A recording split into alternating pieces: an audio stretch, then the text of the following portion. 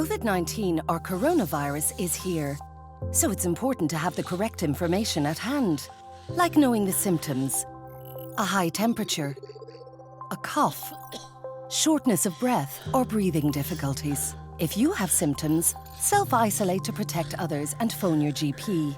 Visit hse.ie for updated factual information and advice, or give us a call. Protection from coronavirus. It's in our hands.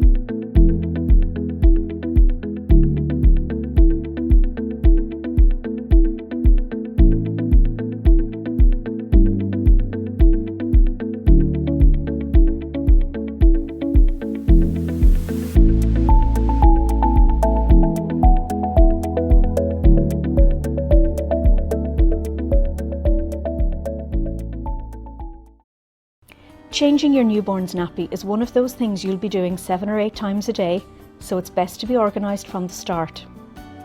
Make sure you have everything you need ready and close to hand. Place your baby on a clean, soft, flat surface. Open the nappy and wipe away excess stools from the genital area with the corner of the nappy. Hold your baby by the ankles and lift up their bottom. Use soft cotton balls or a wet cloth to clean your baby. Clean around the umbilical cord area. For a girl, be sure to wipe from front to back. This will help minimise the spread of an infection. Swap a clean nappy for the dirty one. Use the tabs to see which way goes up. Avoid covering the umbilical cord as this can cause irritation. For a boy, keep his penis pointed down. Fasten the nappy at both sides with the tapes, making sure it's snug, but not so tight that it pinches the skin. Retape the soiled nappy around the contents, put it in a plastic bag and discard it in the bin. Dress your baby and wash your hands thoroughly. Babies wet their nappies several times a day. The number of wet nappies is a helpful sign of how much fluid the baby is taking in. Generally, a baby should have 5 to 6 wet nappies each day. This is a good indication that they're getting enough milk.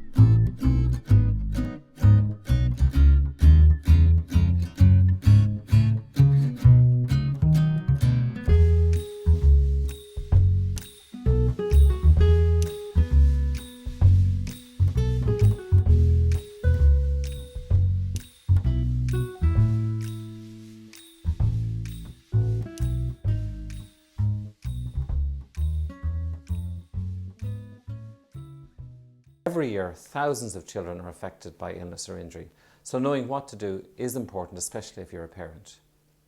When a child is sick or hurt, it can be a very frightening experience, but how you respond is vital. Basic first aid can often prevent the condition deteriorating or becoming life-threatening. The aim of these short videos is to give you the basic knowledge and skills to know what to do if your child is sick or injured. How you respond in an emergency situation could make the difference between life and death. In Ireland, constipation affects 1 in every 3 children. In 95% of cases, there is no known reason for it. This is known as idiopathic constipation. If your child is passing hard, dry stools with difficulty, less than 3 times a week, they may be constipated. If they are also having frequent accents, they may have impacted stools and are experiencing overflow diarrhea. This can be viewed by some as bad behaviour, but in fact the child has no control over this. If constipation is left untreated, it can lead to anal tears, which cause the child pain and in turn lead to holding onto the stool. There are some key points to remember. Know the different types of stool to identify constipation with or without overflow diarrhea. Type 3 and 4 are normal stools, type 1 is constipated, and type 7 with type 1 is constipation with overflow diarrhea. Impacted stool must be cleared out with higher doses of laxatives as prescribed by your doctor. After this clear out, maintenance medication must be taken to prevent a build-up of stool. A common misconception is that laxatives may make the bowel lazy. This is not true. Keep a diary for a week and look at how much fluid and fibre they are consuming. A typical 4-year-old needs over 1 litre of fluid and 9 grams of fibre a day. Your child should be sitting comfortably on the toilet with an insert and footstool if needed. Feet together with knees level with the belly button and elbows resting on the knees. Gentle pushing down can help the stool out. Blowing bubbles and balloons can cause enough pressure instead of going red in the face. Encourage your child to move around. Exercise of any kind is better than sitting in front of the telly. It will really help the bowels to move. Children that experience hard stools that are sore to pass will often hide in the corner and avoid the toilet. Keeping the stool soft will help and eventually the child will forget the pain. But this will take time. Early detection of constipation is a must. Treatment takes time and effort. Talk to your GP about any concerns that you have.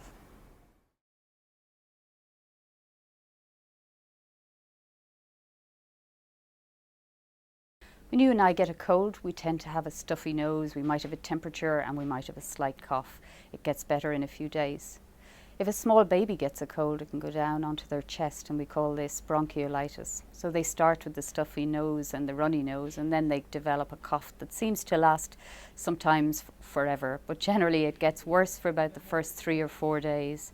The next 3 or 4 days are when you feel really worried because your baby doesn't seem to be getting better, but that's a normal pattern. And then after that the baby gets better slowly, though sometimes the cough can be there for up to about 4 weeks. It's usually caused by a virus, so no antibiotic or medicine will help you get better faster. We usually recommend is that you just mind your baby, not too much handling, feed them little amounts and often and they will get better by themselves. Some babies do need to come into hospital or do need a doctor. Key things to look out for are if you're just worried about your baby, if they're pale, if they look grey, if they look blue or tired or sweaty, if they're not really interested in their surroundings as much as they normally are. If their breathing is very fast or if they're having episodes where maybe they're even stopping breathing, or if you notice that they haven't had a wet nappy in a while. If you're worried about any of these things, just pop into your doctor or bring them to your local hospital.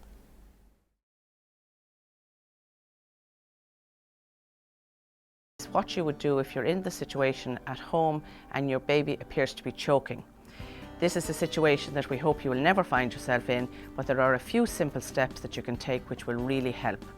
You will recognise that your baby is choking because your baby may appear to be crying but no sound coming out, and coughing but absolutely no sound. So what you do is pick the child up, put them across your knee with the head slightly low, and with the heel of your hand give 5 sharp slaps in an upward motion, 2, 3, 4, and watching the baby to see if anything comes out of the baby's mouth, and give 5. Keep a close eye. If nothing comes out, there's no response, turn the baby over, and now you're going to give 5 chest thrusts. So with 2 fingers, again pressing in an upward motion, 1, 2, 3, 4, 5. If still there's no response, repeat again your back thrust, watching, see if anything is going to come out of the baby's mouth. Again, 1, 2, 3, 4, 5.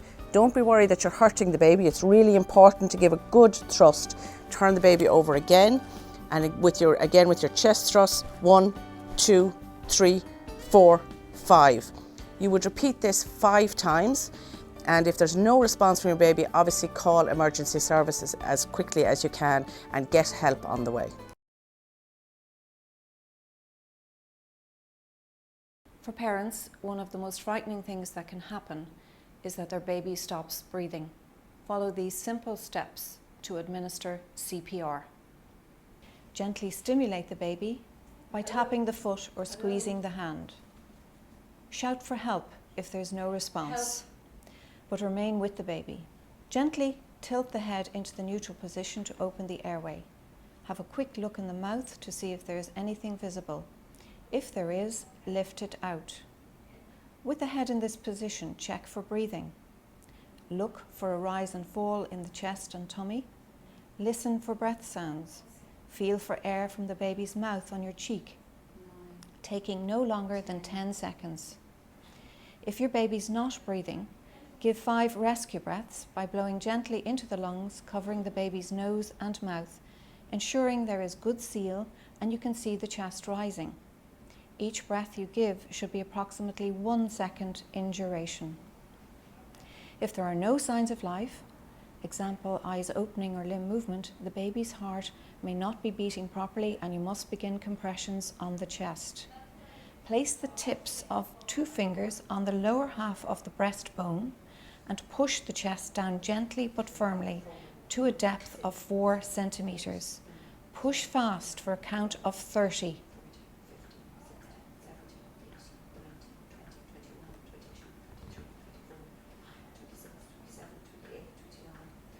Then give 2 breaths, followed by 30 compressions. Continue this sequence for 1 full minute. After this, if you are still on your own, make a call to the ambulance stating your emergency. Return quickly to the baby and begin with compressions, alternating breaths as seen, until the baby responds or you can hand over to the ambulance.